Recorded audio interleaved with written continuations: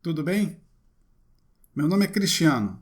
Estou aqui para dar prosseguimento a uma série de vídeos sobre a origem dos tetrápodes. Antes de assistir a esse vídeo, sugiro que você veja o vídeo anterior para que possa ter uma maior compreensão do que falarei aqui. Como eu já disse, quando a descoberta do Tiktaalik foi anunciada em 2006, a mídia repercutiu bastante a descoberta do suposto fóssil transicional que teria vivido no período devoniano há cerca de 375 milhões de anos atrás. Os darwinistas então ficaram em estado de graça, completamente eufóricos com a descoberta. Pois bem, todos estavam felizes, contentes, até que em janeiro de 2010, portanto 4 anos depois, uma descoberta fantástica em Rzeszów, na Polônia, resultou no sério questionamento do status do Tiktaalik como fóssil que marcava a transição entre os peixes e os animais terrestres.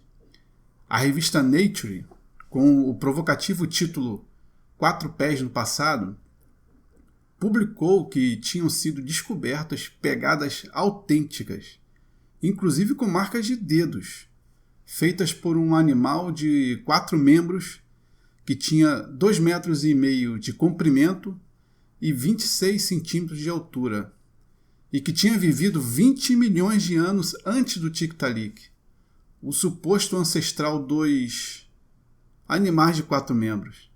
Espera aí, mas se o Tiktaalik foi o ancestral dos tetrápodes, os animais de 4 membros, como é possível que animais de 4 membros tenham vivido antes dele?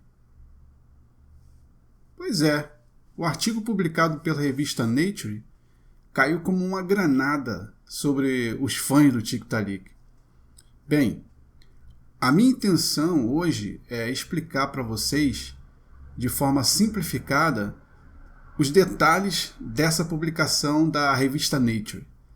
Irei falar sobre o local das pegadas, a época em que elas foram feitas, suas características morfológicas e a relação temporal dessas pegadas com o Tiktaalik.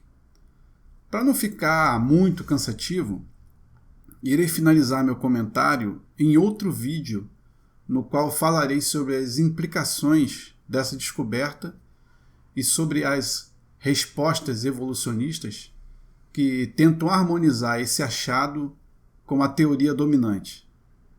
Então, está preparado? Então venha comigo. Essa é a publicação online do artigo da revista Nature, de 7 de janeiro de 2010. O título traduzido é Trilhas de Tetrápodes do início do período médio devoniano da Polônia. Meu intuito não é ler a publicação inteira. Abordar todos os detalhes técnicos seria cansativo, tanto para mim como para vocês. Vamos explorar apenas as partes mais importantes. Isso será suficiente para compreender o assunto que está sendo tratado. A única leitura que farei é do resumo da publicação. Aguentem aí, é uma leitura bem rápida. Vamos começar. O registro fóssil dos primeiros tetrápodes, vertebrados com membros ao invés de nadadeiras, consiste de fósseis corporais e trilhas de pegadas. Os primeiros fósseis corporais datam do período tardio do Devoniano, final do estágio Frasniano, e são precedidos de eupistostegídeos transicionais, tais como o Panderictis e o Tiktaalik, que ainda não tinham nadadeiras. Relatos de trilhas de tetrápodes anteriores a esses fósseis corporais têm gerado controvérsias em relação à época e identidade dos animais que as fizeram. Aqui nós apresentamos trilhas de pegadas bem preservadas e seguramente datadas dos sedimentos da enseada marítima do Devoniano Médio, estágio eifeliano, na Polônia, que são aproximadamente 18 milhões de anos mais antigas que os fósseis de corpos de tetrápodes mais recentes e 10 milhões de anos mais recentes que os mais primitivos eupistostegídeos. Essas pegadas forçam uma reavaliação radical do tempo, ecologia e contexto ambiental da transição peixe-tetrápode, assim como a completude do registro fóssil. Meio complicado de entender, não é? Calma, não se desespere. Acompanhe o restante do vídeo que tudo vai ser esclarecido. Acredita em mim. Vamos continuar.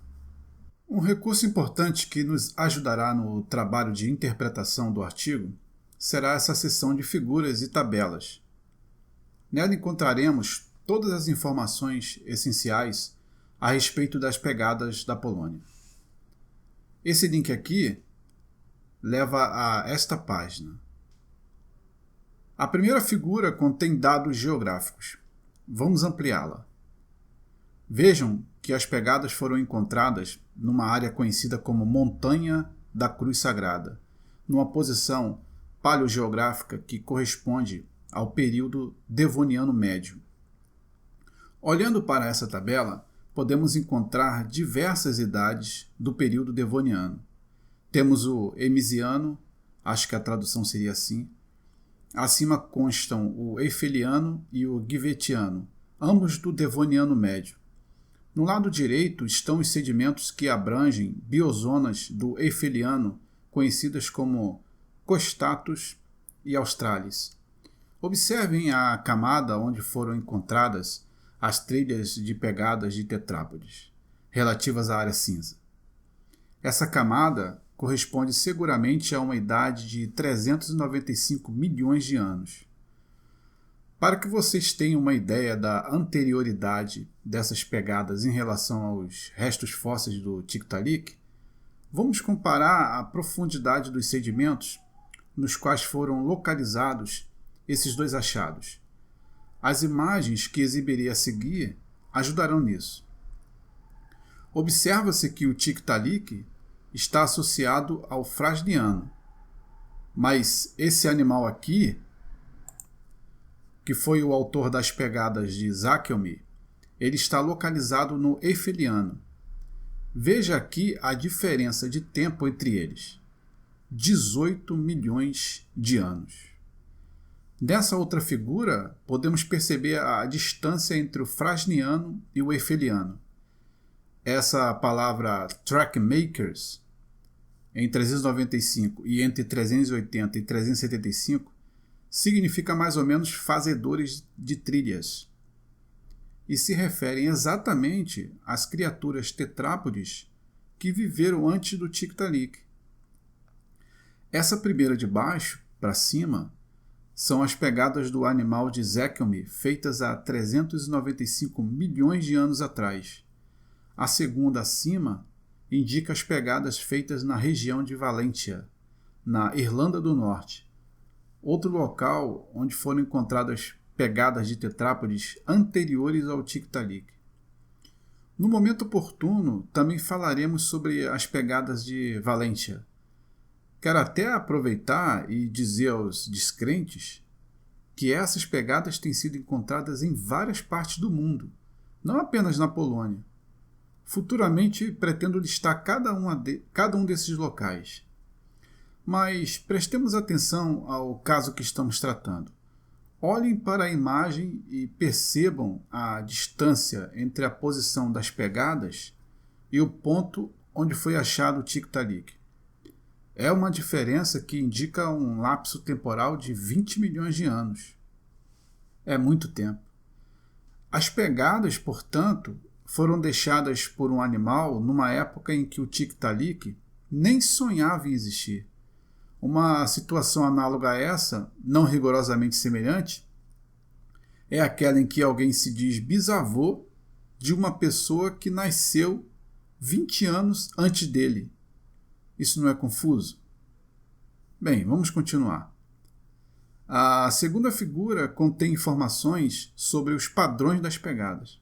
Em A, são exibidas as impressões das patas dianteiras e traseiras do animal, no padrão de caminhada diagonal, movendo-se do fundo para cima. Percebam que o padrão de distribuição das marcas previne confusões com qualquer outra formação acidental causada por fenômenos naturais. Elas foram claramente deixadas por um animal que se deslocava sobre 4 membros e com o corpo suspenso.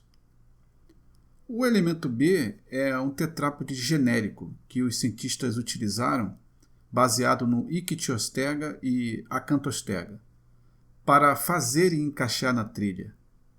Ora, utilizando-se do conhecimento que tinham da anatomia desses 2 tetrápodes, os cientistas deduziram que um bom teste seria verificar se esses tetrápodes se encaixariam facilmente nas pegadas. Pois bem, pelo desenho dá para ver que eles confirmaram que sim, havia uma grande compatibilidade nesse caso. Consequentemente, eles concluíram também que o animal da Polônia era de fato um tetrápode. À direita, o Tiktaalik foi desenhado, com o rabo reconstruído a partir do Panderictis, com as mesmas dimensões do fóssil. Esse desenho foi colocado aqui para demonstrar que o Tiktaalik não teria condições de fazer as pegadas, por mais que quisesse esticar suas nadadeiras. De fato, quando as pegadas foram descobertas, surgiram evolucionistas com uma imaginação um tanto fértil, que acreditavam tratar-se de marcas das patas do Tiktaalik.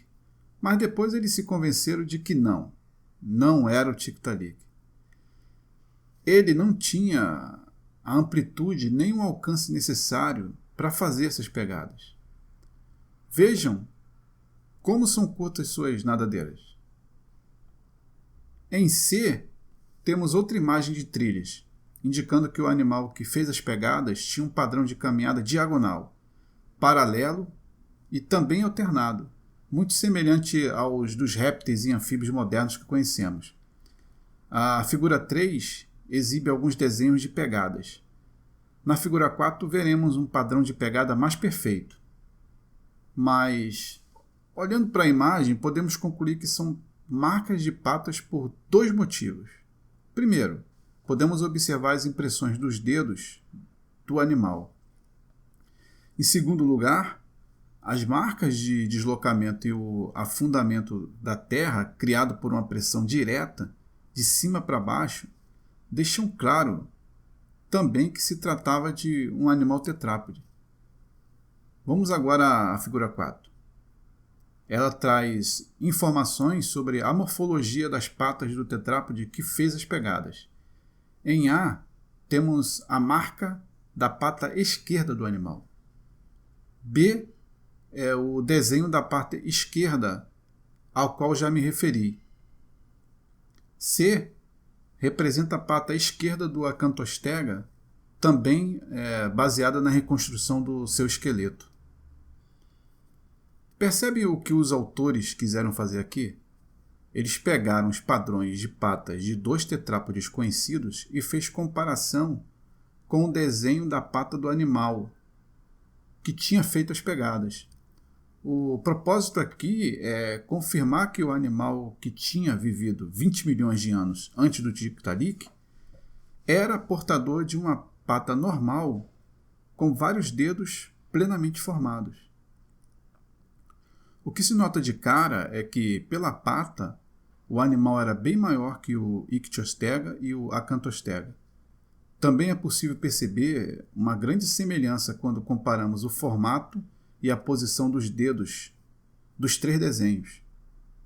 Não há, portanto, dúvida nenhuma aqui de que, pela semelhança dos formatos, o animal que fez as pegadas também era um tetrápode. A essa altura, tudo deve estar parecendo bem estranho para você, não é? Ora, se o Tiktaalik é o ancestral dos tetrápodes, a dedução lógica é que tetrápodes só podem ser encontrados em sedimentos que correspondam a um período que seja posterior ao do Tiktaalik. A inversão dessa ordem como as pegadas sugerem, levantam imediatamente a desconfiança de que o Tiktaalik, muito provavelmente, não é a forma transicional entre os peixes e os animais terrestres. Mas eu não quero que você conclua nada agora. Ainda temos de falar sobre duas coisas. Primeiro, temos de responder a seguinte pergunta: quais são as implicações? Quais são as consequências da descoberta das pegadas? E, não menos importante, falaremos sobre as explicações que os evolucionistas tentaram dar para harmonizar as informações desse achado com a hipótese até então dominante. Isso será discutido no próximo vídeo. Até a próxima!